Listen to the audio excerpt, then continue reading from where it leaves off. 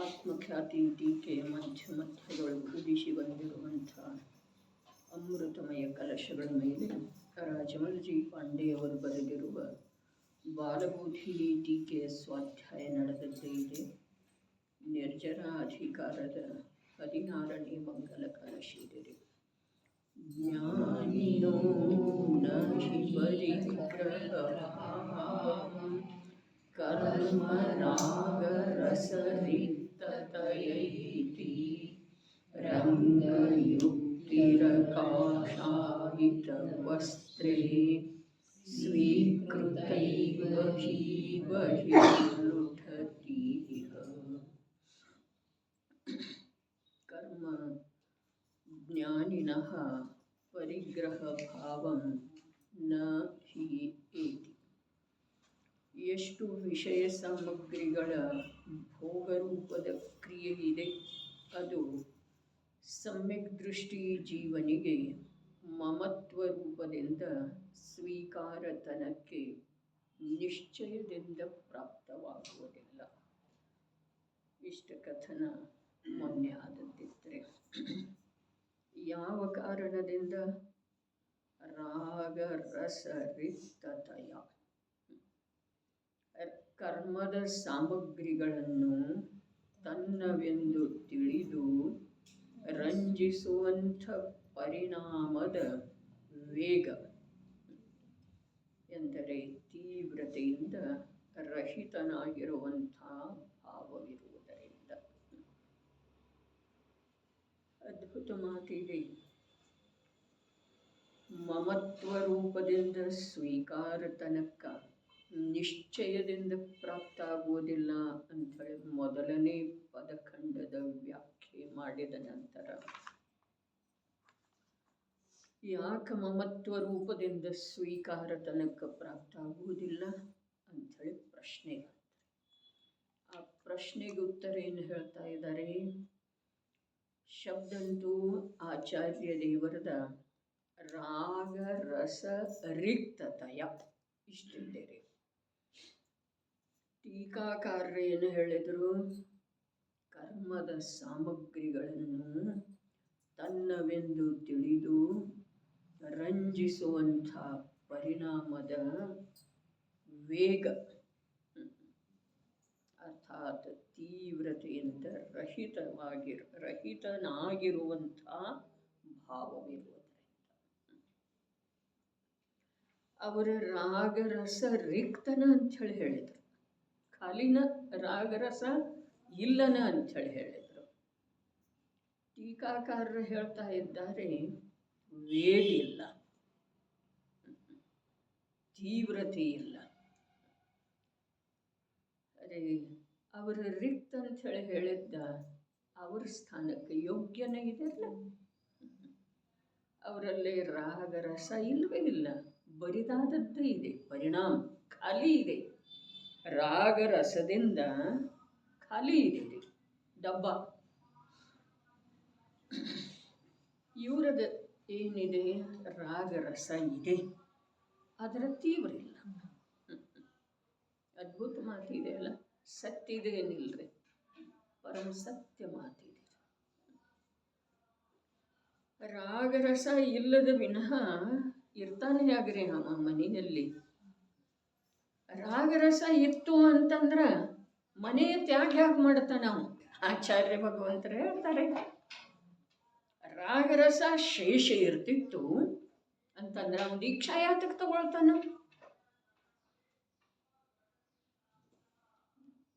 ಅರ್ಥಾತ್ ಯಾವ ಜೀವ ದೀಕ್ಷಾ ತಗೊಳ್ತಾನೋ, ನಿನ್ನೆ ಯಾವ ಜೀವ ಪಂಚ ಅನುವ್ರತಗಳ ಅಂಗೀಕಾರ ಮಾಡಿ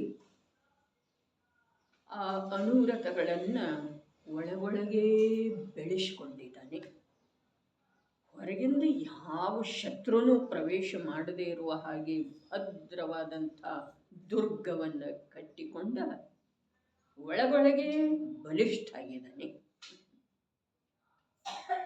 ಬಲಿಷ್ಠ ಆಗಿದ್ದಾನೋ ಅಥವಾ ರಾಗರಸವನ್ನು ಒಣಗಿಸಿ ಬಿಟ್ಟಿದಂದ್ರೆ ಎರಡೂ ಒಂದೇ. ಚೈತನ್ಯದ ರಸ ಎಷ್ಟೆಷ್ಟು ಸಾಮರ್ಥ್ಯವಂತ ಆಗ್ತಿದೆಯೋ, ಬಲಿಷ್ಠ ಆಗ್ತಿದೆಯೋ, ಅಷ್ಟ ರಾಗರಸ ಸೋರಿ ಹೋಗ್ತಿದೆ, ಒಣಗಿ ಹೋಗ್ತಿದೆ. ಬಿಸಿಲಿಗೆ ನೀರದು ಆರುವ ತೆರದಲ್ಲಿ. ಬಿಸಿಲಿಗೆ ಯಾವ ಪ್ರಕಾರ ನೀರ ಆರ್ತಿದೆ ಅಂದ್ರೆ ಏನ್ರಿ? ಒಣಗಿ ಹೋಗ್ತಿದೆ. ಅದೇ ಪ್ರಕಾರ ಯಾವನಲ್ಲೇ ರಾಗರಸ ಸಂಪೂರ್ಣ ಒಣಗಿ ಹೋಗಿದೆಯೋ ಅವನು ದೀಕ್ಷಾ ತಗೊಂತಾನೆ. ಅವನಿಗೆ ಮಮತ್ವ ಯಾಕಿಲ್ಲ? ಶರೀರ ಇದ್ರನು ಅವನಿಗೆ ಮಮತ್ವ ಯಾಕಿಲ್ಲ? ಆಹಾರ ಗ್ರಹಣ ಮಾಡಿದ್ರನು ಅರೆ ಅವನ ರಾಗರಸ ಒಣಗಿ ಹೋದತ್ತೆ ಇದೆ, ರಿಕ್ತ. ಒಣದನು ಅವಶೇಷ ಇಲ್ಲಲ್ಲಿ. ಶಬ್ದ ಎಂಥದ್ದು ಇದೆ, ಒಣಗಿರುವಂಥದ್ದು ಅಲ್ಲಿ ಅವಶೇಷ ಇಲ್ಲ. ನೀರ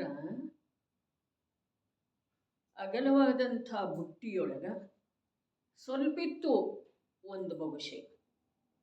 ಅದು 15 ದಿವಸಗಟ್ಟಲೆ ಹಾಗೆ ಒಳಗೆ ಇದ್ದ ನಂತರ ಅದು ಒಣಗಿ ಹೋಗ್ತಿದೆ ಅಲ್ಲ, ಅದರದ ಅವಶೇಷ ಇರ್ತಿದೆ ಏನಿಲ್ರಿ? ಅರೆ ಹಾಲಿನ ಅವಶೇಷ ಇರ್ತಿದೆ, ಕೆನೆ ಅಥವಾ ಕೆಟ್ಟದ್ದ ಏನಾದರೂ. ನೀರಿಂದ ಏನಿರ್ತಿದೆ?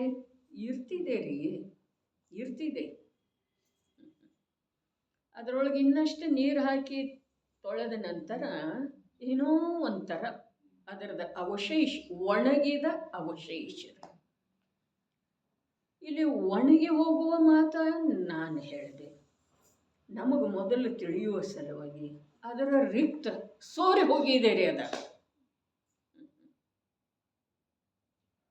ಸೋರಿ ಹೋಗಿದೆ.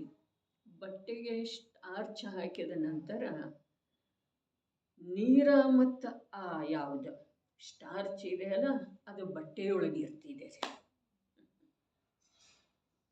ಸ್ಟಾರ್ಚ್ ಎಲ್ಲ ಶುದ್ಧವಾದ ನೀರಿನಲ್ಲಿ ಹಿಂಡಿದ ನಂತರ ನೀರೇನಾಗ್ತಿದೆ ರೀ? ಒಣಗಿ ಬರಿದಾಗಿ ಹೋಗ್ತಿದೆ, ಇರೋದನೇ ಇಲ್ಲ ಅದರೊಳಗೆ. ಸರಿ, ಅದೇ ಪ್ರಕಾರ ಧನ್ಯ ಮುನಿ ದಶರಿ ನಿರ್ಗ್ರಂಥ ಅವಸ್ಥೆಯ ಅಂಗೀಕಾರ ಮಾಡಿರುವಂಥ ತ್ರಿಲೋಕ ಪೂಜ್ಯ ಆ ದಶ ಇದೆಲ್ಲ ಅಲ್ಲೇನಿದೆ? ರಾಗರಸದಿಂದ ರಿಕ್ತ ಪರಿಣಾಮ ಇದೆ, ಸಾಮಗ್ರಿ ಇದೆ. ಏನು ಸಾಮಗ್ರಿ? ಉಪಭೋಗದ ಸಾಮಗ್ರಿ, ಕರ್ಮಜನಿತ ಸಾಮಗ್ರಿ. 5 ಇಂದ್ರಿಯಗಳಿದ್ದಾವೆ. ಕಾಣಿಸ್ತಿದೆ ದೃಶ್ಯ, ಫಲಭರಿತವಾದಂಥ ವೃಕ್ಷ ಕಾಣಿಸ್ತಿದೆ, ನಯನ ಮನೋಹರವಾದಂಥ ಪುಷ್ಪಗಳ ಅರಳಿ ನಿಂತಿರುವಂಥ ಬಳ್ಳಿಗಳು ಕಾಣಿಸ್ತವೆ. ವೃಕ್ಷವನ್ನು ಬಳಸಿದಂಥ ಬಳ್ಳಿಗಳ ಎಲ್ಲಿ? ಕಾನನದೊಳಗೆ ಕಾಣಿಸ್ತವೆ. ಕುಹು ಕುಹು ಅಂಥೇಳಿ ಕೋಗಿಲೆಯ ಶಬ್ದ ಕೇಳಿ ಬರ್ತಿದೆ.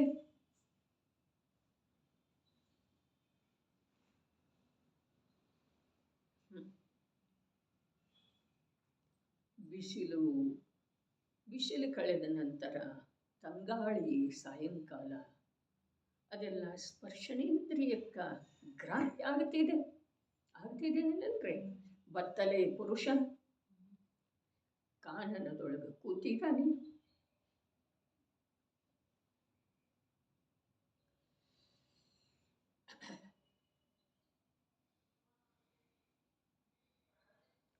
ನಡ್ಕೊಂಡು ಹೋಗುವಳ್ಳೆದೊಳಗ ಕೆಲವೊಂದು ಕಡೆ ಅರೆ ಸಂವೇದಗಿರಿಯೊಳಗೆ ಮೊದಲು ಇತ್ತಲ್ಲ, ಈಗೆಲ್ಲ ದುರ್ಭಾಗ್ಯದಿಂದ ನೋಡ್ಲಿಕ್ಕೆ ಸಿಕ್ಕುವುದಿಲ್ಲ. ಹೇಗಿತ್ತು? ಮಖಮಲೆ ಗದ್ದೆ ಮೇಲೆ ನಡೆದ ಹಾಗೆ ಇತ್ತು ಅಥವಾ ಇಲ್ರಿ ದಾರಿ? ಶಿಖರ್ಜಿಯೊಳಗಿನ ದಾರಿ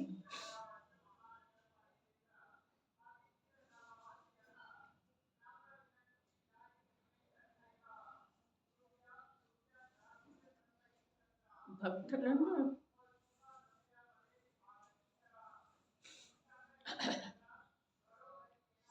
ಆ ನಿರ್ವಾಣ ಪ್ರಾಪ್ತ ಪವಿತ್ರಾತ್ಮನ ಪವಿತ್ರ ಸ್ಥಾನಕ್ಕೆ ಕೊಂಡೊಯ್ಯುವಂಥ ದಾರಿ ಎಂಥದ್ದಿತ್ತು. ನೀವು ಹಾಸಿದರೂ ಸಾಧ್ಯ ಇಲ್ಲ ಮನೆಯಲ್ಲಿ, ಅಷ್ಟು ಮೆತ್ತನೆ ಇತ್ತು. 75ರೊಳಗೆ ಹೋಗಿದ್ದರೆ ನಾನು ಪ್ರಥಮ ಬಾರಿ 1975 50 ವರ್ಷ. ಅವಾಗ ಎಷ್ಟಿದ್ದಿ ನೀನು? 4ನೇ ಕ್ಲಾಸ್.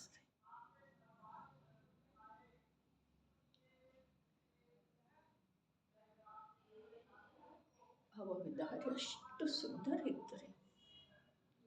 ಎಷ್ಟು ಸುಂದರ ದರ್ಶನೀಯ ಸ್ಥಳವೋ ಅಷ್ಟೇ ಸುಂದರ ಅದರ ಮಾರ್ಗ. ಈಗ ಅಜ್ಞಾನದಿಂದ ಭ್ರಾಂತಿಯಿಂದ ಇದು ಅನುಕೂಲ ಅಂತಾರೆ. ಯಾವುದು ಮಾಡಿ ಇಟ್ಟಿದ್ದಾರಲ್ಲ, ಅಂಗಾಲ ಹರಿದು ಹೋಗುವಂಥದ್ದು ರಸ್ತೆ, ಹೌದು ಅಥವಾ ಇಲ್ಲ?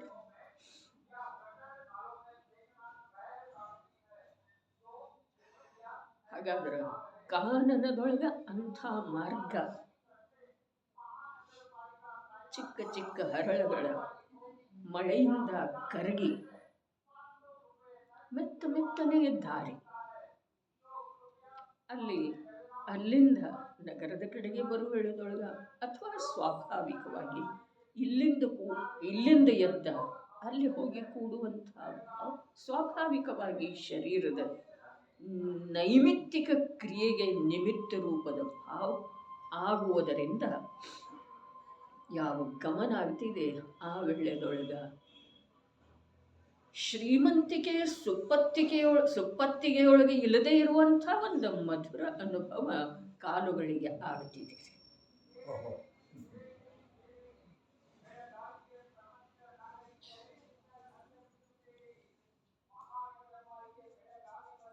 ಅದೇ ಯಾರ ಭಾವ ಸುಂದರ ಇದೆ ಅವರಿಗೆ ವಿಶ್ವದೊಳಗೆ ಪ್ರಾಪ್ತವಾಗುವಂತಹ ಪದಾರ್ಥಗಳೆಲ್ಲ ಸುಂದರ.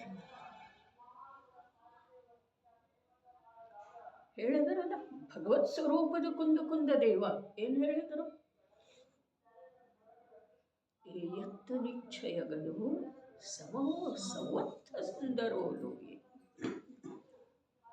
ಸಮವೋ ಸಮಯಾರ್ಥಾತ್ ಪದಾರ್ಥ, ಸಮಯಾರ್ಥಾತ್ ಶುದ್ಧಾತ್ಮ. ಸರ್ವತ್ರ ಲೋಕದೊಳಗೆ ಸುಂದರ ಇದ್ದಾನೆ. ಒಂದರ್ಥ ಅದರ ಯಾವ ಏಕತ್ವ ನಿಶ್ಚಯ ತನಕ ಪ್ರಾಪ್ತ ಆಗಿದನು ಆತ್ಮ, ಅವನಿಗೆ ಲೋಕದೊಳಗೆ ಎಲ್ಲವೂ ಸುಂದರ. ರೋಗ ರೂಪದ ದಶ ಮೋಟೆ ಕೀಟ ಪಡೆ ಅಸುಂದರ ಇದೆ, ಅನಿಷ್ಟ ಇದೆ. ಧರ್ಮ ಬಹಳ ಸುಂದರ ಇದೆ. ಈ ಜೀವದ ವಿಕೃತಿ ಹೊರಟು ಹೋಗೋದು ಬಹಳ ಕಠಿಣ ಇದೆ. ಸಾಮಗ್ರಿ ಅದಾವಲ್ಲ, ಶರೀರ ಇದೆ, 5 ಇಂದ್ರಿಯಗಳಿದ್ದಾವೆ.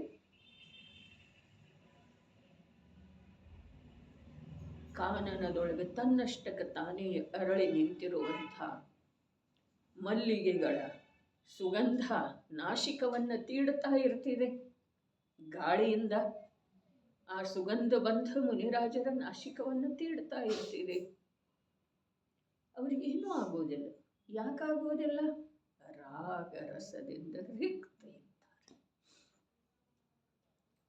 ಅವರದ ಇಂದ್ರಿಯದ ಮೂಲಕ ಯಾವ ಜ್ಞಾನ ಕಾರ್ಯ ಮಾಡ್ತಾ ಇದೆಯಲ್ಲ, ಕಣ್ಣಿನ ಮೂಲಕ ನೋಡ್ತಾ ಇದೆ, ನಯನ ಮನೋಹರವಾದಂಥ ಫಲಭರಿತ ವೃಕ್ಷಗಳ ಪುಷ್ಪಗಳ ಅರಳಿ ನಿಂತಿರುವಂಥ ಬಳ್ಳಿ ಲತಾ ಮಂಟಪಗಳ ಮೆತ್ತನೆಯ ಹಾಸಿಗೆ. ಅರೆ, ರಾಜ್ಯಾವಸ್ಥೆಯಲ್ಲಿ ಕೂಡ ಸಿಗದೇ ಇರುವಂಥ, ನೋಡದೇ ಇರುವಂಥ ಮೆತ್ತನೆಯ ಅನುಭವ ನೀಡುವಂಥ ಭೂಮಿ. ಮಂದ ಮಾರುತದಿಂದ ಪರಿಮಳವನ್ನು ತಂದ ನಾಶಿಕವನ್ನು ತೀಡುವಂಥ ಸುಗಂಧ. ಅದೆಲ್ಲದರ ಜ್ಞಾನ ಆಗ್ತಾ ಇದೆ ಅವರಿಗೆ. ಇಂದ್ರಿಯ ಜ್ಞಾನ ಅದೆಲ್ಲವನ್ನು ಗ್ರಹಣ ಮಾಡ್ತಾ ಇದೆ ಆಯಾ ಸಮಯಕ್ಕ. ಆದ್ರೆ ಅದರ ಹಿತ ಅನಿಸೋದಿಲ್ಲ. ಎಷ್ಟು ಮನೋಹರ ಇದೆ ಈ ಲತಾ ಮಂಟಪ. ಎಂಥ ಫಲಗಳಿಂದ ತುಂಬಿ ನಿಂತಿದೆ ಈ ವೃಕ್ಷ.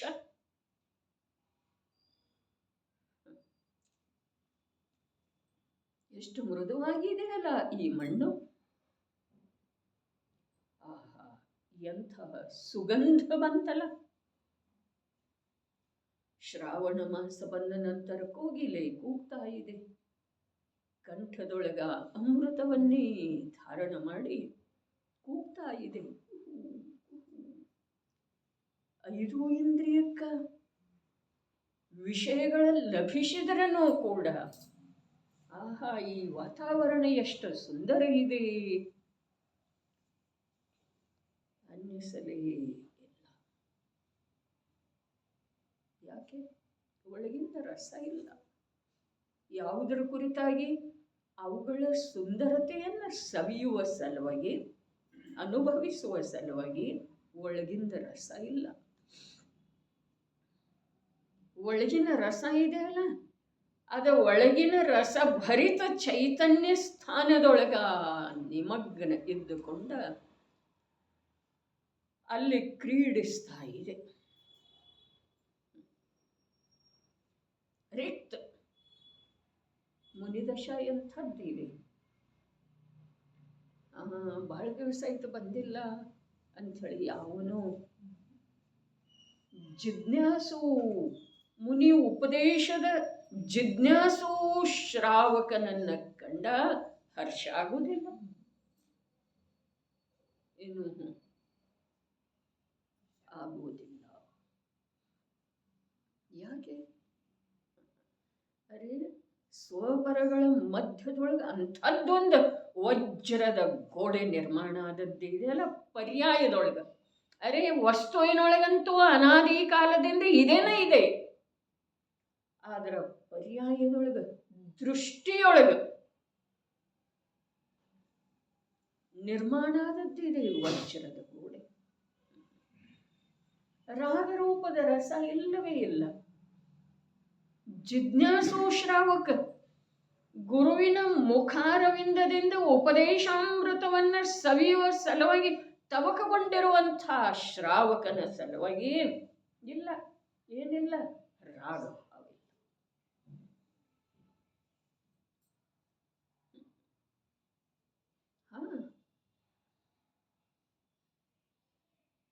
ಭಗವಂತರನ್ನ ನೋಡಿದ ನಂತರ, ಸಮವಸರಣದೊಳಗೆ ಪ್ರವೇಶ ಮಾಡಿದ ನಂತರ ಆ ಮುನಿ ಭಗವಂತನ ಮೈ ರೋಮಾಂಚಿತ ಆಗ್ತಿದೆ ರೀ.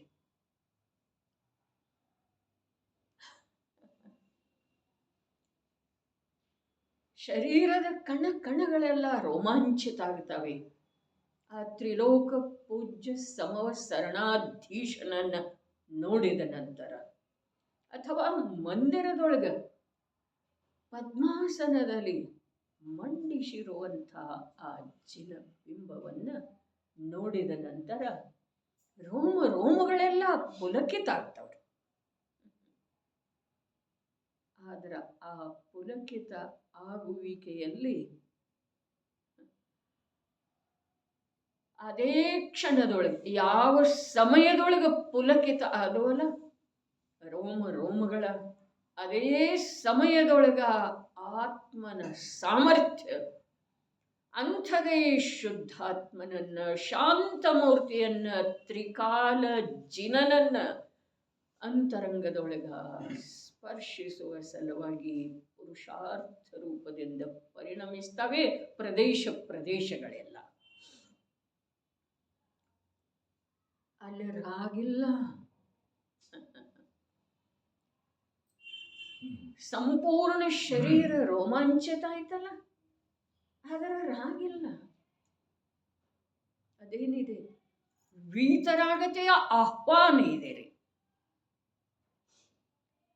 ವೀತರಾಗ ರಸ ಒಳಗಿನಿಂದ ಉಕ್ಕಿ ಹೊರಚಲ್ಲುವಂಥ ಪ್ರಖರಾಗ್ನಿ ಇದೆ ರೀ. ಪುರುಷಾರ್ಥ ರೂಪದ ಪ್ರಖರ ಅಗ್ನಿ. ವೀತರಾಗ ರಸ ಸರ್ವಾಂಗದೊಳಗೆ ಉಕ್ಕಿ ಹೊರಚಲ್ಲುವಂಥದ್ದು ಪುರುಷಾರ್ಥ ರೂಪದ ಪ್ರಖರ ಅಗ್ನಿ ಇದೆ ರೀ ಅದ. ಯಾವುದ ರೋಮಾಂಚನ ಆಗಿತ್ತಲ್ಲ, ಅವರ ಜೀವನವನ್ನು ತಿಳ್ಕೊಳ್ಳುವಂಥ ಯೋಗ್ಯತೆ ನಮ್ಗೆ ಯಾವಾಗ ಬರುವುದ್ರಿ? ಆ ಜೀವನ ಕೇಳೋದು ಕಠಿಣ ಐತ್ರಿ. ಇವತ್ತು ವಾಚನದಾಗ ಬಂದ್ರಿ ಅವ್ರಿಗೆ ಆ ಜೀವ ಬದ್ಧರು ಸಾವಿರ ಸಾವಿರ ಕರುಣಾ ಬುದ್ಧಿ ಐತಿ, ಉಪಕಾರ ಬುದ್ಧಿ ಐತಿ, ಆದ್ರೆ ಮಮತ್ವ ಪರಿಣಾಮ.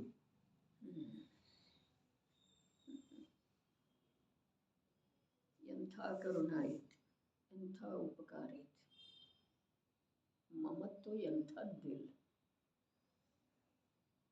ಅದೇ ಪಂಚಾಸ್ತಿಕಾಯದೊಳಗೆ ಪೂರ್ವದೊಳಗನ 3ನೇ ಗಾಥೆಯೊಳಗ ಭದ್ರವಾದಂಥ ಬುನಾದಿಯನ್ನು ಹೆಣೆದು ಬಿಟ್ಟಿದ್ದಾರೆ. ಸಿದ್ಧರ ಕುರಿತು ಆದರ ಮಾಡುವಂಥದ್ದು ಆತ್ಮನ ಸ್ವಭಾವ ಇಲ್ಲ, ಅರೆ ವಸ್ತು ಸ್ವರೂಪದ ಜ್ಞಾನ ಅಂಥದ್ದಿದೆ ರೀ. ನಿಗೋದಿ ಜೀವಗಳ ಕುರಿತು ದಯೆ ಮಾಡುವಂಥದ್ದು ಜೀವದ ಸ್ವಭಾವ ಇಲ್ಲ. ಇದು ಜ್ಞಾನ ಎಂಥದ್ದು, ಅದು ಚಾರಿತ್ರ್ಯ ಎಂಥದ್ದು.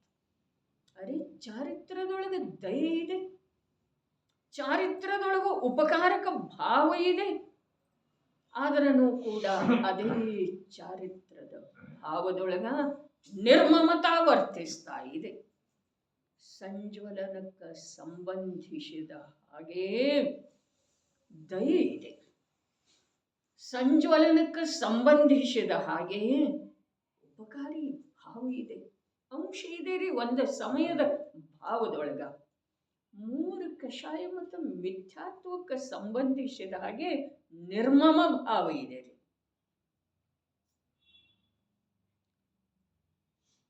ಇದು ಚರಣಾನುಯೋಗೇನು ಕರಣಾನುಯೋಗ? ಅರೇ ಇದು ಚರಣಾನುಯೋಗೇನು ಕರಣಾನುಯೋಗ? ಅರೇ ಈ ಎರಡನ್ನೂ ತಿಳಿದಿರುವಂಥ ಜೀವನಿಗೆ ಇದರ ಧರ್ಮ ಮಾರ್ಗ ಏನಿದೆ, ಅನುಯೋಗದ ಭೇದಲ್ಲಿದೆ. ಧರ್ಮ ಮಾರ್ಗ ಇದೆ, ಸಾಧನಾ ಮಾರ್ಗ ಇದೆ. ಧನ್ಯ ದಶ, ಸಾಧಕ ದಶ. ದೀಕ್ಷಾ ತಗೊಳ್ಳೋಂಥ ಹೇಗಿರ್ತಾನೆ? ರಾಗರಸದಿಂದ ರಿಕ್ತ ಪರಿಣಾಮಿ ಇರ್ತಾನೆ. ಯಾರಾದರೂ ಹುಡುಕಾಡಿ ಬರೋದೇನ? ಎಲ್ಲ ನನಗೆ ತಗೊಳ್ಳೋದಿದೆ ದೀಕ್ಷಾ, ನನಗೆ ಮೋಕ್ಷ ಮಾರ್ಗದ ಸಾಧಕ ಆಗೋದಿದೆ, ನನಗೆ ರಾಗರಸವನ್ನು ಸೋರಿಸಿ ಬಿಡೋದಿದೆ, ಉಳಿಸಿ ಬಿಡೋದಿಲ್ರಿ. ಯಾಕೆ ಅಂತಂದ್ರೆ ಹೊರಳಿದ ಪಾತ್ರೆ ಇದೆಯಲ್ಲ, ಅದು ಮತ್ತು ಯಾವುದೋ ಕಾರಣದಿಂದ ಯಾವುದೋ ಬಂದು ಕೂಡಬಹುದು ಅದರಲ್ಲಿ. ಅನಿಸ್ತಿರಲ್ಲ ನಮ್ಗೆ. ಈ ಎಷ್ಟೋ ವರ್ಷದಿಂದ ಕೇಳ್ತಾ ಇದ್ದೀರಿ, ಕೇಳ್ತಾ ಇದ್ರು ರಸರಕ್ತ ಯುಕ್ ಯಾಕಾಗಿಲ್ಲ ಅನ್ನುವಂಥ ಒಂದು ಪ್ರಶ್ನೆನ ಬಂದ್ಬಿಟ್ರೆ ನಾವು ಸರ್ಕಾರ ಆಗಬೇಕಾಗಿತ್ತಲ್ಲ, ಏನು ಕರ್ಮ? ಈಗ ಯಾವ ಪ್ರಕಾರ ಮುನಿರಾಜರದ ದಯೆಯ ಪರಿಣಾಮ, ಉಪಕಾರಿ ಭಾವ, ನಿರ್ಮಮ ಪರಿಣಾಮ ಹೇಳ್ತಲ್ಲ, ಅದೇ ಪ್ರಕಾರ ನಮ್ಮಲ್ಲೇ ಮಿಥ್ಯಾತ್ವದ ಕೆಲವು ಅಂಶದೊಳಗ ನಿರ್ಮಮ ಪರಿಣಾಮ ಆಗಿದೆ.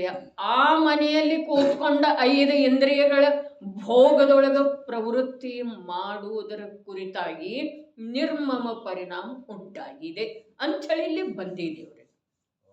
ದಿನ ಎದ್ದು ಬರ್ತಾ ಇದ್ದೇವೆ. ನಿರ್ಮಮ ಪರಿಣಾಮ ಎಲ್ಲಿ? ಮಿಥ್ಯಾತ್ವದ ಪ್ರಕೃತಿಯೊಳಗರೆ. ಆದ್ರೆ ಅದೇ ಮಿಥ್ಯಾತ್ವದ ಪ್ರಕೃತಿಗಳಲ್ಲಿ ಈ ಜ್ಞಾನ ಯಥಾರ್ಥ ರೂಪದಿಂದ ತಿಳಿದುಕೊಳ್ಳುವುದರಲ್ಲಿ ಉದ್ಯಮ ಮಾಡದೇ ಇರುವ ಹಾಗೆ ಅಥವಾ ಸ್ವಭಾವದ ಸನ್ಮುಖ ಆಗಿ ಈ ಕ್ಷಣಕ ಅತೀಂದ್ರಿಯ ಆನಂದದ ಅನುಭವ ಆಗುವಂಥ ಪುರುಷಾರ್ಥ ಆಗದೇ ಇರುವಲ್ಲಿ ತಡೆಯುವಂಥದ್ದು ಕೂಡ ಕೆಲವು ಪ್ರಕೃತಿಗಳ ಉದಯದೊಳಗದವ್ರಿ. ಇದು ಇಂಥದ್ದೇ ದಶ ಇದೆ ಗೌರಣ್ಣ. ಯಾವ ಕರ್ಮ ಅನ್ನೋದು ಮಾತನ್ನೇ ಇಲ್ಲ. ಕರ್ಮದೊಳಗಿದೆ, ಜಡ ಕರ್ಮ ಅಂತೂ ಏನು ಮಾಡುವುದಿಲ್ಲ. ಜೀವದ ಭಾವದೊಳಗನ ಇದೆಲ್ಲ ಇದೆ. ಎಲ್ಲ ಪರಿಣಾಮದ ಮಾತು ಹೇಳಿದ್ದಾರೆ ಇಲ್ಲಿ. ನಿರ್ಜರೆಯ ಸಲುವಾಗಿ ಪರಿಣಾಮದೊಳಗೆ ಬೇಕು. ಏನ ಅರೆ ಸಮ್ಯಕ್ ದರ್ಶನ ಮುಖ್ಯ ಇದೆ ಅನ್ನೋದು ಮೊನ್ನೆ ಹೇಳಿತ್ತಲ್ಲ, ಅದು ಮೊನ್ನೆ ಮಾತು ಮೊನ್ನೆ ಆಯ್ತ್ರಿ. ಚಾರಿತ್ರದಿಂದ ನಿರ್ಜರೆ ಆಗ್ತಿದ್ದೀರಿ. ಶ್ರದ್ಧೆಯಿಂದ ಎಷ್ಟು ಕಾಲ ಕಳೆದರೂ ಕೂಡ ಮೋಕ್ಷದ ಪ್ರಾಪ್ತಿಯಾಗುವುದಿಲ್ಲ. ಯಥಾರ್ಥ ಶ್ರದ್ಧೆ ಇದೆ, ಆದರೆ ಎಷ್ಟು ಕಾಲ ಕಳೆದರೂ ಕೂಡ ಯಾವ ಪ್ರಕಾರ ವಜ್ರಜಂಘ ದೊರೆಗೆ 49 ಯುಗಗಳ ದೀಕ್ಷಾ ತಗೊಂಡು ಹೋದ್ರೂ ವೈರಾಗ್ಯ ಆಗಲಿಲ್ಲ. ಅದೇ ಜೀವ 10 ಭವ ಕಳೆದ ನಂತರ 83 ಲಕ್ಷ ಪೂರ್ವ ವರ್ಷಗಳವರೆಗೆ ಅಯೋಧ್ಯ ನಗರಿಯೊಳಗೆ ರಾಜ್ಯ ಮಾಡಿದರನ್ನು ಕೂಡ ವೈರಾಗ್ಯ ಆಗ್ತಾ ಇಲ್ಲ.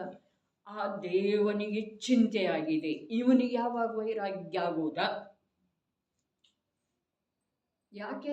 ಅವನಿಗೆ ತನ್ನ ಸ್ವಾರ್ಥ ಇತ್ತು. ಇವು ಮೋಕ್ಷಕ್ಕೆ ಯಾವಾಗ ಹೋಗವ ಅನ್ನೋದು ಅವನ ಚಿಂತೆ ಇರಲಿಲ್ಲ, ತನ್ನ ಸ್ವಾರ್ಥ ಇತ್ತು. ತನ್ನ ಸ್ವಾರ್ಥ ಏನ? ಮತ್ತು ಅನ್ಯ ಕ್ಷೇತ್ರದೊಳಗೆ ತೀರ್ಥಂಕರರು ಇರ್ತಾರಲ್ಲ, ದಿವ್ಯಧ್ವನಿ ಕೇಳಬಹುದಾಗಿತ್ತಲ್ಲ, ಇವನದೇ ಯಾತಕ್ಕೆ ಬೇಕಾಗಿತ್ತು? ಅರೆ ತನ್ನ ಸ್ವಾರ್ಥ ಅಂತ. ಅರ್ಥಾತ್ 18 ಕೋಟಿ ಸಾಗರ ಕಾಲದಿಂದ ಭರತ ಕ್ಷೇತ್ರದೊಳಗ ಭಾಗ್ಯದಿಂದ ಜನಿಸಿ ಬರುವಂಥ ಜೀವರುಗಳಿಗೆ ಈ ಮಹಾಪುರುಷನ ಸಂಯೋಗ ಆದ್ರೂ ಕೂಡ ಆತ್ಮ ಕಲ್ಯಾಣದ ಉಪದೇಶ ಸಿಗ್ತಾ ಇಲ್ಲಲ್ಲ ಅನ್ನೋದು ರಾಗ ಭಾವದಿಂದ ವಿವಶಾಗಿ ಅವನು ನೀಲಾಂಜನೆ ನೃತ್ಯ ಮಾಡಿಸಿದ್ರೆ. ಈ ಜೀವರುಗಳ ಕುರಿತ ರಾಗರೆ, ಅದು ಇಂದ್ರನ ರಾಗರೆ. ಈಗ ನೀವು ಹೇಳಿದ್ರಲ್ಲ, ಅದು ಮಹಾಮುನಿಯ ರಾಗರೆ. ಎಂಥದ್ದದ? ಅದೇನಿದೆ? ಉಪಕಾರ ಮಾಡಬೇಕನ್ನೋ ಭಾವ. ಏನು ಉಪಕಾರ ಮಾಡೋದ? ಈ ಜೀವ ತನ್ನ ಸ್ವರೂಪವನ್ನು ತಿಳ್ಕೊಳ್ಳ. ಇಂದ್ರನ ಆ ಭಾವದಿಂದ, ಆ ಕ್ರಿಯೆಯಿಂದ ಅವನಿಗೆ ವೈರಾಗ್ಯನೂ ಆಗಲಿಲ್ಲ. ಮತ್ತು 1000 ವರ್ಷ ಕಳೆದ ನಂತರ ಕೇವಲ ಜ್ಞಾನ ಆಗಿ ಯಾವ ದಿವ್ಯಧ್ವನಿಯ ಪ್ರಸಾರ ಆಯ್ತಲ್ಲ, ಅದರಿಂದ ಯಾವ ಜೀವರುಗಳಿಗೆ ಲಾಭ ಆಗಬೇಕಾಗಿತ್ತಲ್ಲ, ಆ ಲಾಭನೂ ಆಗಲಿಲ್ಲ. ಆ ರಾಗ ನಿರರ್ಥಕರೇ ಇಂದ್ರಂದ.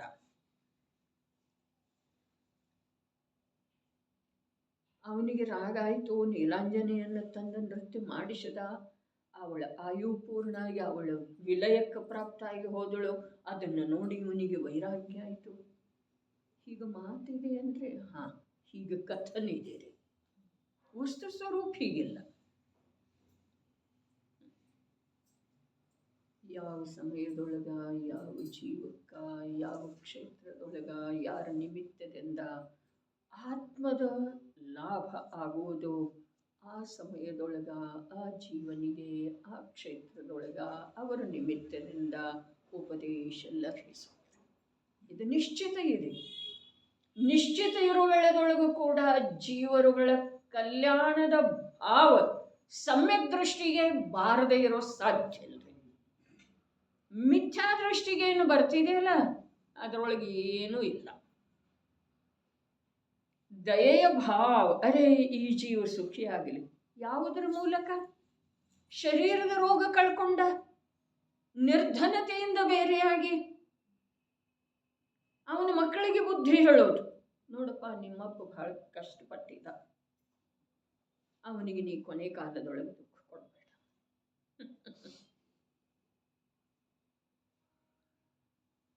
ಇದು ಮಿಥ್ಯಾ ದೃಷ್ಟಿಯ ದಯೆ. ಇದರಿಂದ ಏನಾಗ್ತಿದೆ?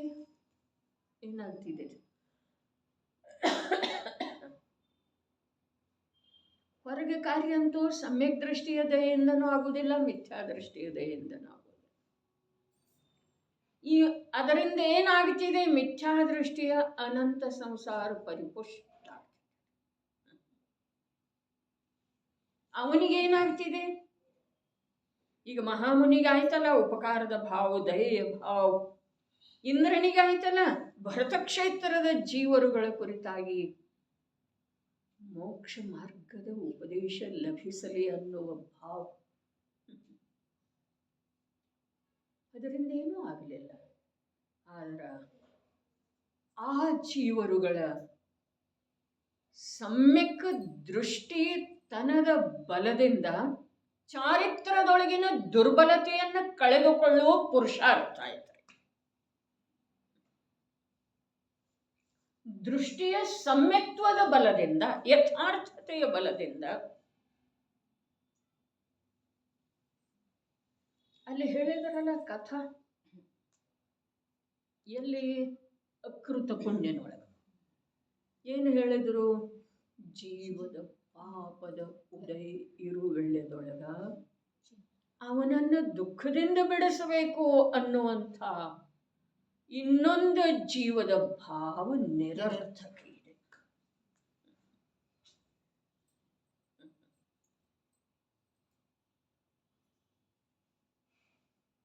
ಆಯ್ತಪ್ಪ, ನಿನಗೇನು ಬೇಕು ಕಡಲೆನ ತಗೊಂಡು ಹೋಗು. ಆದ್ರೆ ಅವನ ಹತ್ರ ಬಟ್ಟೆ ಕೂಡ ಅವನಿಗೆ ಬೇಕಾಗುವಷ್ಟು ಕಡಲೆ ತಗೊಂಡು ಹೋಗುವಂಥದ್ದು ಇರಲಿಲ್ಲ.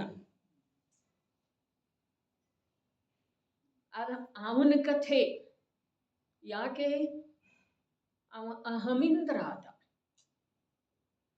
ಅವ ಯಥಾರ್ಥತೆಗೆ ಪ್ರಾಪ್ತ ಆದ, ಅವ ಪಾತ್ರವನ್ನು ತಿಳ್ಕೊಂಡಿದ್ದು. ಓದಿದ್ದ ನಿನ್ನೆ ಹೇಳಿದ್ರಲ್ಲ, ಏನು ಹೇಳಿತು? ಸಮ್ಯಕ್ ದರ್ಶನದ ಸಲುವಾಗಿ ಶಾಸ್ತ್ರಾಭ್ಯಾಸದ ಅವಶ್ಯಕತೆ ಇಲ್ಲ. ಹಾಗಾದ್ರೆ ಆ ಬಾಲಕ ಅಕೃತ ಪುಣ್ಯ, ಮಾತೆ ಗರ್ಭದೊಳಗೆ ಬರ್ತಾ ಇದ್ದ ಹಾಗೆ ಐಶ್ವರ್ಯ ಎಲ್ಲ ಹೋಯ್ತು, ತಂದೆ ಬಂಧು ವರ್ಗದವರೆಲ್ಲ ಹೊರಟೋದ್ರು. ಅಂಥ ಅಕೃತ ಪುಣ್ಯರೇ ಅವ.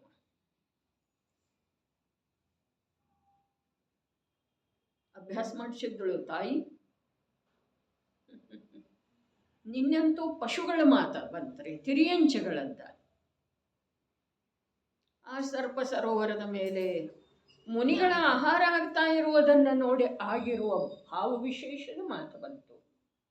ಇವತ್ತು ಈ ಬಾಲಕ ಭಾಗ್ಯದಿಂದ ನಮ್ಮ ಮನೆಯೊಳಗೆ ಪಾಯಸ ಸಿದ್ಧ ಆಗ್ತಾ ಇದೆಪ್ಪ. ಏನು ಪಾತ್ರರುಗಳಿಗೆ ಮೊದಲ ಕೊಟ್ಟ, ಆಮೇಲೆ ನಾವು ತಿನ್ನೋನು. ಪಾತ್ರ ಅಂದ್ರೆ ಏನಮ್ಮ? ಲೆಕ್ಚರ್ ಕೊಡ್ಲಿಲ್ರಿ ತಾಯಿ, ಅವ್ನು ಕೇಳಲೂ ಇಲ್ಲ. ಪಾತ್ರದ ಪರಿಚಯ ಹೇಗಾಯಿತು? ನಮಗೂ ಓದಿದ್ರೂ ಆಗುದಿಲ್ಲ, ಆಗ್ತಾನೆ ಇಲ್ಲ ಇಷ್ಟು ವರ್ಷಗಳಿಂದ. ಪಾತ್ರ ಅಂದ್ರೆ ನಿರ್ವಸ್ತ್ರ ಅಂತ ಹೇಳಿ ತಿಳಿತೀವ್ರಿ. ಹೌದು ಅಥವಾ ಇಲ್ಲ? ಪಾತ್ರ ಇದ್ರೆ ನಿರ್ವಸ್ತ್ರವಾಗೇ ಇರ್ತದೆ. ಹೌದ್ರಿ, ಆದ್ರ ಲಕ್ಷಣ ನಿರ್ವಸ್ತ್ರತೆ ಅಲ್ಲ ಪ್ರಭು. ಅರೆ, ಪಾತ್ರವನ್ನ ನಿರ್ವಸ್ತ್ರ ಲಕ್ಷಣದಿಂದ ನೋಡೋದಿರುವುದಿಲ್ಲ, ತಿಳಿದು ಬರುವುದಿಲ್ಲ. ಅದು ತಿಳಿದು ಬರುವುದಿಲ್ರಿ. ಏನ್ ತಿಳಿದು ಬರುವುದಿಲ್ಲ? ಪಾತ್ರತೆ ನಿರ್ವಸ್ತ್ರತೆಯಿಂದ ತಿಳಿದು ಬರುವುದಿಲ್ಲ. ಪಾತ್ರತೆಯ ಲಕ್ಷಣ ನಿರ್ವಸ್ತ್ರತೆ ಅಲ್ಲ. ಹಾಗಾದ್ರೆ ಆ ಬಾಲಕ ಹೇಗೆ ತಿಳ್ಕೊಂಡ? ಅರೆ, ಇವ್ ಯಾವ ದರಿದ್ರದ ನನಗಿಂತ ಅನ್ಲಿಲ್ಲಲ್ಲ. ನಾವಾದ್ರ ಅನ್ಬಹುದಿತ್ತೇನಿಲ್ರಿ? ಹೋಗ್ಲಿ ಬಿಡಿ, ಇವ್ ಯಾವ ಹೊಂಟಿದ, ಅವನನ್ನ ಪಾತ್ರ ಅಂತ ಹೇಳಿ ಯಾಕೆ ತಿಳಿದ್ರಿ ಆ ಬಾಲಕ? ಜವಾಬ್ದಾರಿ ಇದೆ ರೀ. ಅಲ್ಲಿ ಹೇಳಿದ್ದನ್ನ ಹೂ ಅನ್ನೋದಲ್ಲ, ಗ್ರಂಥದೊಳಗೆ ಹೇಳಿದ್ದ ಅವ್ರು ಬೇಕಾದ್ರೆ ಕೊಂದರೆ ಹೇಳಿರ್ಲಿರಿ, ಬೇರೆ ಅವನು ದಾರಿಕಾರ ಅಲ್ಲ, ಕೊಂದರನ್ನ ಹೇಳಿರ್ಲಿ, ಆದ್ರೆ ಅಲ್ಲಿ ಹೇಳಿದ್ದನ್ನು ಹೂ ಅನ್ನೋದಲ್ಲ. ಆ ಬಾಲಕ ಇವರು ಪಾತ್ರ ಇದ್ದಾರೆ ಅಂಥೇಳಿ ಆ ನಿರ್ಗ್ರಂಥ ವ್ಯಕ್ತಿಯನ್ನ, ನಿರ್ವಸ್ತ್ರ ವ್ಯಕ್ತಿಯನ್ನ ಹೇಗೆ ತಿಳಿದು ಇದಿದೆ ಜವಾಬ್ದಾರಿ, ಇದೆ ಮೋಕ್ಷ ಮಾರ್ಗದ ಸಲುವಾಗಿ ಕಾಲ ಲಬ್ಧಿ ಅಂತಾರ ನೋಡ್ರಿ ಆಗಮದೊಳಗೆ. ಆದರೆ ಅದಕ್ಕೆ ಆದಬಾರದ ವಿನಃ ಯಾವುದ ಕಾಲಲಬ್ಧಿ ಎಲ್ಲಿ ಬುದ್ಧಿಯೊಳಗ. ಕಾಲಲಬ್ಧಿ ಅಂದ್ರೆ ಚತುರ್ಥ ಕಾಲದೊಳಗೆ ಹುಟ್ಟೋದಲ್ಲ, ಬುದ್ಧಿಯೊಳಗರೆ.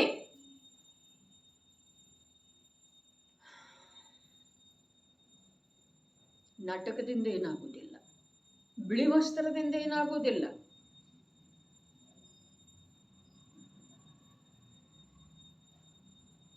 ನೋಡಿ ನೋಡಿ ತಿನ್ನೋದ್ರಿಂದ ಏನಾಗುವುದಿಲ್ಲ. ಇದರ ಅರ್ಥ ನೋಡಿ ತಿನ್ನಬಾರ್ದು ಅಂತಲ್ಲ, ಶುದ್ಧಿಯ ಕಡೆಗೆ ಗಮನ ಇರಬಾರ್ದು ಅಂತಲ್ಲ. ಆದ್ರೆ ಅದರಿಂದ ಏನೂ ಆಗುವುದಿಲ್ಲ. ಆಗಬೇಕಾದಂಥ ಸ್ಥಾನದಲ್ಲಿ ನಿದ್ರಿಸುವುದು. ಜೋ ಸೋರಹ ವ್ಯವಹಾರಮೇ ವಹ ಜಾಗತಾ ನಿಜ ಕಾರ್ಯವೇ. ವ್ಯವಹಾರಮೇ ಸೋರಹ, ಅರ್ಥಾತ್ ಅದನ್ನು ಧರ್ಮ ಅಂಥೇಳಿ ಮನ್ನಿಸ್ತಾ ಇಲ್ಲ, ಅದನ್ನು ಅಲಕ್ಷ್ಯ ಮಾಡ್ತಾ ಇದ್ದಾನೆ. ಹೀಗೆ ಮಾತು ಇಲ್ಲ. ಭೂಮಿ ನೋಡಿ ನಡೆಯುವುದಿಲ್ಲ, ಹೀಗೆ ಮಾತಿಲ್ಲ. ಹಿರಿಯ ಸಮಿತಿ ಪಕ್ಕಾ ಇದೆ ರೀ. ಆದ್ರೂ ಜೋಸೋರಹ ವ್ಯವಹಾರ ಇದ್ಯಾರು ತಿಳಿಯವ್ರ? ಇದು ಜ್ಞಾನ ತಿಳಿತಿದೆ ರೀ. ಇದು ಯಾವನೋ ವ್ಯಕ್ತಿ ತಿಳಿಯೋದಿಲ್ಲ, ಜ್ಞಾನ ತಿಳಿತಿದೆ. ಎಂಥ ಜ್ಞಾನ? ಕಾಲಲಬ್ಧಿ ಪ್ರಾಪ್ತ ಜ್ಞಾನ.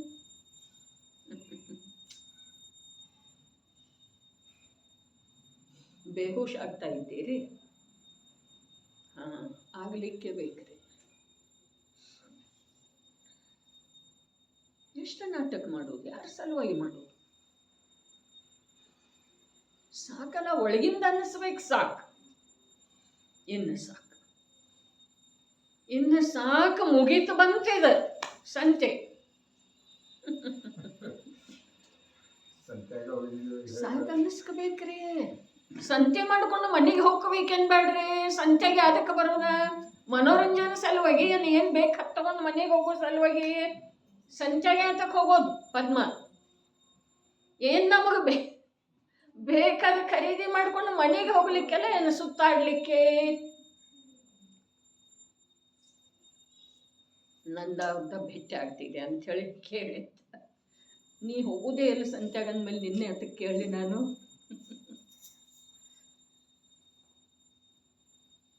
ಸಂತ್ಯಾಗೆ ಅಷ್ಟೊತ್ತು ತಿರುಗಾಡೋದ್ರಿ ಸಾಯಂಕಾಲ ತನಕ. ಅದು ಹಿಂಗೆ ಬೇಕಿರಲ್ಲ, ಕರ್ಮ ರಾಗ ರಸಯುಕ್ತತೆ ಏನಿದೆ ರೀ ಸಂತ್ಯಾಗವಾದ್ರು ಅದರ್ಲೆ ಅಲ್ಲಿ ಏನೂ ಸಿಗೋದಿಲ್ರಿ. ಆಮೇಲೆ ಇನ್ನ ನೋಡೋನು ನಡಿ, ಇನ್ನ ನೋಡೋನು ನಡಿ, ಇನ್ನ ನೋಡೋನು ನಡಿ ಅಂತೇಳಿ ಹೋದ್ರ ಏನು ಸಿಗೋದು? ನಮಗೆ ಬೇಕಾದ ಇಲ್ಲಿ ಬೇಕಾದ ಇರ್ತಿದೆ, ಅದ್ರ ಮುಂದೆ ನೋಡೋನು ಅಂದ ನಂತರ ಮತ್ತು ಆ ದಂಡಿಗೆ ಹೋಗಿ ಬರೋ ತನಕ ಅದು ಹೋಗಿ ಇರ್ತಿದ್ದೇವೆ. ಯಾವುದು ಬೇಕಾದನ್ನು ತಗೊಂಡು ಮನೆಗೆ ಹೋಗೋದ್ ಸಲುವಾಗಿ ಸಂತೆಗೆ ಹೋಗಿರ್ತಿದ್ದೇವೆ. ಅದೇ ಪ್ರಕಾರ ಈ ಮನುಷ್ಯ ಭವವೆಂಬ ಸಂತೆಯೊಳಗೆ ಈ ಜೀವ ಬಂದಿದನ್ರಿ. ಅಲ್ಲೇನು ತಗೊಳ್ಳೋದಿದೆ? ಧನ, ಐಶ್ವರ್ಯ, ದೊಡ್ಡಸ್ತನ, ಆಭರಣ, ಮೆರವಣಿಗೆ.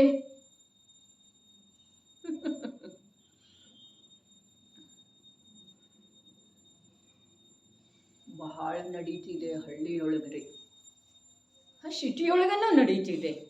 ಇಲ್ಲಿ ನಾವು ಅದರಿಂದ ಅಚ್ಚುತ್ತಾದೇವ್ರಿ. ಇಲ್ಲೇನು ಬಂದಿದ್ದೇವಲ್ಲ, ಇಲ್ಲಿ ಬಂದಿರೋ ಎಳ್ಳೆದೊಳಗನ್ನೋನು ಹೊರಗೆ ಏನೇನು ಮಾಡ್ತೀರಿ ನನಗೇನು ಗೊತ್ತ್ರಿ. ಸಂತ್ಯಾಗ ಹೋಗ್ತೀರ ಸಂತಿಯೊಳಗೆ ಹೋಗ್ತೀರ ಮತ್ತೆ ವಿಚಾರ ಮಾಡೋದ್ರಿ.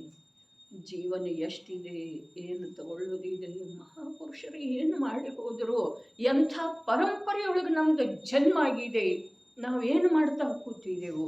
ಗುಣಭದ್ರಾಚಾರ್ಯರು ಹೇಳಿದ್ರಲ್ಲ, ಸಿಂಹ ಅಟ್ಟಿಸಿಕೊಂಡು ಬರ್ತಾ ಇದೆ ಈ ಚಮರಿ ಮೃಗವನ್ನು. ಅದರ ಓಡಿ ಹೋಗುವಳದೊಳಗ ಒಂದು ಕಂಟಿಗೆ ಅದರದ ಗೊಂಡಿ, ಬಾಲದ ಗೊಂಡಿ ಸಿಕ್ಕಾಕೊಳ್ತಿದೆ. ಅದರ ಅಂದ ಕೆಟ್ಟು ಹೋಗಬಹುದಲ್ಲ ಅಂಥೇಳಿ ಅದ ಅಲ್ಲೇ ನಿಂತಿದೆ. ಏನ್ ಮಾಡೋದು? ಮಕ್ಕಳ ಜೀವನದೊಳಗೆ ಕಷ್ಟ ಬಂದಿದೆ ಅಲ್ಲ, ಮಗಂದು ಉದ್ಧಾರ ಆಗಬೇಕಲ್ಲ, ಮಗನಿಗೊಂದು ಮದುವೆ ಅಂತ ಆಗಬೇಕು, ಮಗನಿಗೊಂದು ಆಸ್ಪತ್ರೆ ಅಂತ ಹೇಳಿ ಆಗಬೇಕು, ಸ್ಥಿರ ಆಗ್ಬೇಕು ಅವನು ಓದಿದ್ದಕ್ಕೆ. ಎಷ್ಟು ಒಳಗಡೆ ಚಿಂತೆ ಅಂದ್ರೆ ಅದು ಗೊಂಡಿ ಅದರ ಅಂದ ಕೆಡಬಾರದು ಅಂತ ಹೇಳಿ ನಿಂತುಕೊಂಡಿದೆ. ಬರ್ತಾ ಇದೆ ಸಿಂಹ ಹಿಂದುಗಡೆ. ಎಂಥ ಸಿಂಹ? ಕಾಲಸಿಂಹ.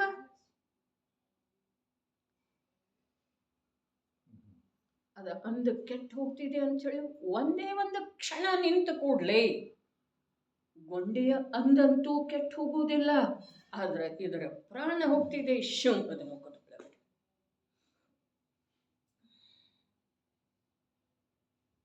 ಯಾವ್ಯಾವ್ದಕ್ಕೆ ಆಕರ್ಷಿತ ಆಗಿ ನಿಂತಿದೆವು? ಹಿಂದಿನ ಗೊಂಡಿ ಹೇಳಿದ್ರೆ ಅವರ ಹಿಂದೆ ಅದಕ್ಕಂತೂ ಕಾಣುವುದಿಲ್ರಿ. ದೃಷ್ಟಾಂತದೊಳಗೆ ಎಷ್ಟು ಮರ್ಮ ಇದೆ ರೀ ನಮ್ಮ ಆಚಾರ್ಯ ಭಗವಂತಂತ. ಅದಕ್ಕೆ ಕಾಣ್ತಿದೆ ಅದ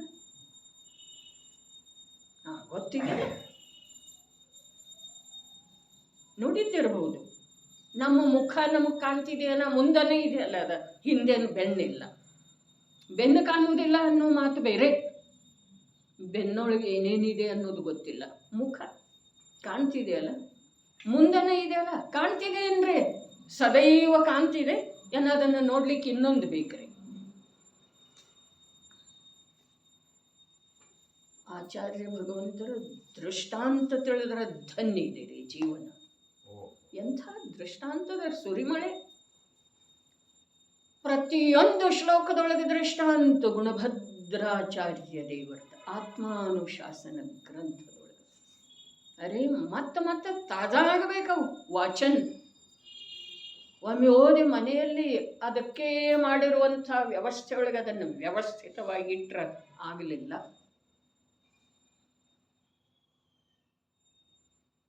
ಮಾಡಿಡುವುದು ಡಬ್ಬದೊಳಗ ಇಷ್ಟವಾದಂಥ ಪದಾರ್ಥಗಳನ್ನು ತಿನ್ನುವುದಿಲ್ಲ. ಸ್ವಚ್ಛ ಇದೆ ಡಬ್ಬ, ಎಲ್ಲಿಡಬೇಕು ಅಲ್ಲಿ ಯೋಗ್ಯ ಸ್ಥಾನದೊಳಗೆ ಇಟ್ಟದ್ದಿದೆ.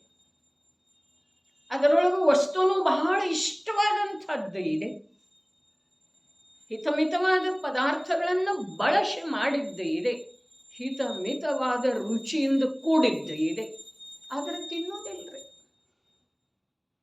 ಅತ್ಯಂತ ಸಾವಧಾನತೆಯಿಂದ ಮಾಡಿದ್ದೇ ಇದೆ. ಮಾಡ್ತೇನಿಲ್ಲ, ತಿನ್ನುವುದಿಲ್ಲ.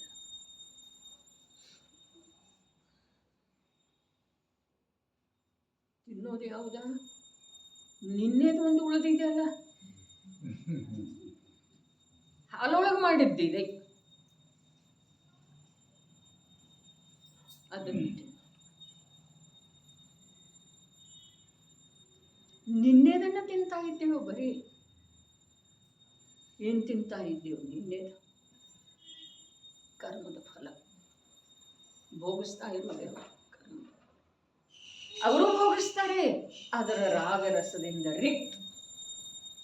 ಬರೀ ಈಗೇನು 5 ಇಂದ್ರಿಯಕ್ಕೆ ಬೇಕಾದಂಥ ವಾತಾವರಣವನ್ನು ಕಾನನದೊಳಗೆ ಹೇಳಿತು, ಅದು ಅಷ್ಟೇ ಅಲ್ಲ, ಬಡಕಲ ಶರೀರ ಆಗ್ತಿದೆ. ಒಂದು ದಿವಸ ಅವರಿಗೂ ಜ್ವರಾದಿಗಳು ಬರ್ತಿರ್ಬೇಕಲ್ಲ. ಒಂದು ಸ್ವಲ್ಪ ಗಾಳಿ ಬಂತು ಅಂತಂದ್ರೆ ಮೈ ಮೇಲೆಲ್ಲ ಈರಿದ ಹಾಗೆ ಚಳಿಯಿಂದ ನೋವಾಗ್ತಿರ್ಬಹುದಲ್ಲ, ಅದರಿಂದನೂ ಪ್ರಭಾವಿತ ಆಗೋದಿಲ್ಲ. ರಾಗರಸದಿಂದ ರಿಕ್ತ ಇದ್ದಾರೆ. ಧನ್ಯ ಇದೆ ಶರೀರ ಇರುವಳದೊಳಗೂ ಕೂಡ ಶರೀರಕ್ಕೆ ಸಂಬಂಧಿಸಿದ ಪರಿಸ್ಪಂದನದಿಂದ ರಹಿತ ಅವಸ್ಥೆ. ಧನ್ಯ ಇದೆ ಶರೀರ ನಿರೋಗಿ ಇರುವಳದೊಳಗೂ ಕೂಡ ಶರೀರದೊಳಗೆ ಮೂರ್ಛತೆ ಇರುವಂಥ ಈ ನಮ್ಮ ಅವಸ್ಥಾ ಅತ್ಯಂತ ಏನಿದೆ ನಿಂದನೀಯ ಇದೆ. ಆದರೆ ಅದು ನಮ್ಮ ದೃಷ್ಟಿಯೊಳಗೆ ಹಾಗೆ ಅನ್ನಿಸ್ತಾನೆ ಇಲ್ಲ. ನಡೀರಿ, ಏನು ಹೇಳಿದ್ರು? ಎಷ್ಟು ವಿಷಯ ಸಾಮಗ್ರಿಗಳ ಭೋಗರೂಪದ ಕ್ರಿಯೆ ಇದೆ. ಭೋಗಿಸ್ತಾರ್ರಿ ಯಾರ? ಮುನಿ ಭಗವಂತರ್ರಿ. ಯಾಕೆ? ಅಲ್ಲಿ ಶಬ್ದ ಏನಿದೆ? ಜ್ಞಾನಿನಃ. ಜ್ಞಾನಿ ಶಬ್ದ ಇದೆ. ಮತ್ತು ಛದ್ಮಸ್ಥರೊಳಗೆ ಜ್ಞಾನಿ ಯಾರಿದ್ದಾರೆ? ಮುನಿ ಭಗವಂತರನ್ನ ಇದ್ದಾರಲ್ಲ. ಅರೆ ಸಮ್ಯಕ್ ಜ್ಞಾನ ಜಾತಿ ಅಪೇಕ್ಷಾದಿಂದ 4ನೇ 5ನೇ 6ನೇ ಗುಣಸ್ಥಾನವರ್ತಿ ಎಲ್ಲರೂ ಸಮಾನ. ಆದರ ಆ ಸಮ್ಯಕ್ ಜ್ಞಾನದೊಳಗ ಎಷ್ಟೊಂದು ವೃದ್ಧಿಯಾಗಿ ಹೋಗಿದೆ ಅವರಲ್ಲಿ, ಎಷ್ಟೊಂದು ನಿರ್ಮಲತೆ ಬೆಳೆದದ್ದು ಇದೆ. ಹಾಗಾದರೆ ಜ್ಞಾನಿನಃ ಪರಿಗ್ರಹ ಭಾವಂ ನ ಹಿ ಏತಿ.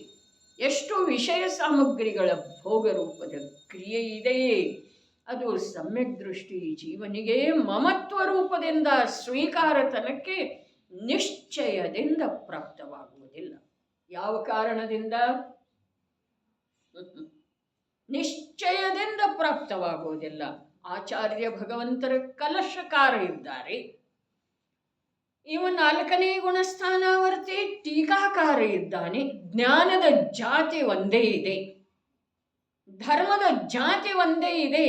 ಆದರೆ ಅದರೊಳಗೆ ಬಹಳಷ್ಟು ನಿರ್ಮಲತೆ ಬಂದು ಬಿಟ್ಟಿದೆ. ಇದರಲ್ಲಿ ಇನ್ನೂ ಅಂಥ ನಿರ್ಮಲತೆ ಬಂದಿಲ್ಲ. ಅದ್ಭುತ ಮಾತು. ಯಾವ ಕಾರಣದಿಂದ? ರಾಗ ರಸ ರಿಕ್ತತಯ. ಪ್ರಶ್ನೆ ಎಷ್ಟು ಏನಿದೆ? ಶಕ್ತಿಪ್ರದ ಇದೆ. ಉತ್ತರ ಎಷ್ಟು ಸೌಮ್ಯ ಇದೆ ರೀ. ನನಗರೆ ಹಾಗೆ ಕಾಣಿಸ್ತಿದೆ ನೋಡಿ. ಯಾವ ಕಾರಣದಿಂದ?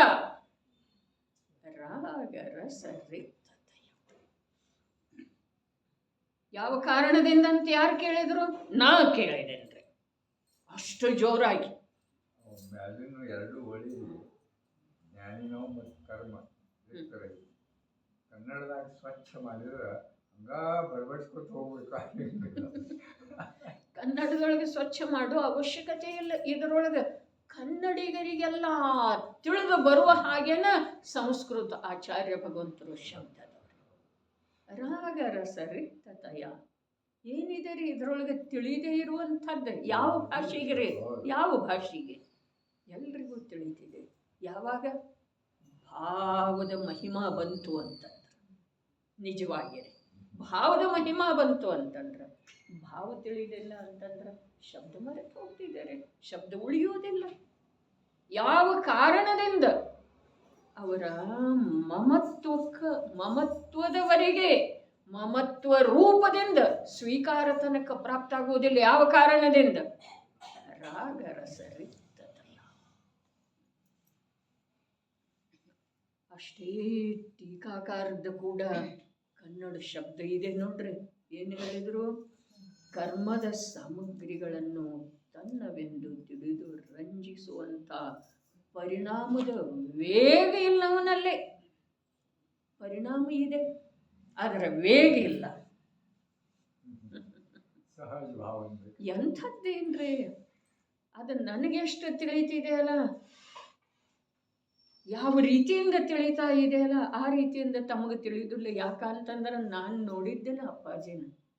ಅವ್ರ ಪರಿಣಾಮದೊಳಗೆ ವೇಗನೇ ಇರಲಿಲ್ಲ.